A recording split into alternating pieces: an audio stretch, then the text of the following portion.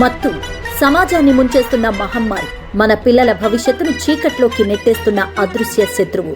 కానీ తెలంగాణలో ఇక ఆ పప్పులేం ఉడకవు. ఎందుకంటే మన ముఖ్యమంత్రి రేవంత్ రెడ్డి గారు డ్రగ్స్ మాఫియా గుండెల్లో వణుకు పుట్టించేలా జీరో టాలరెన్స్ అని ఇనుప గోడను నిర్మించారు. ఇది కేవలం హెచ్చరిక కాదు, డ్రగ్స్ లేని రాష్ట్రమే లక్ష్యంగా సీఎం రేవంత్ రెడ్డి పూరించిన సమర శంఖం. సీఎం రేవంత్ రెడ్డి మరియు డీజీపీ సివి ఆనంద్ కాంబినేషన్ లో గల్లీలో ఉండే చిన్న చిన్న పెడ్లర్లు కాదు, టార్గెట్ ఇప్పుడు international drug Kings. Telangana anti narcotics bureau TGANB రంగంలోకి దిగింది.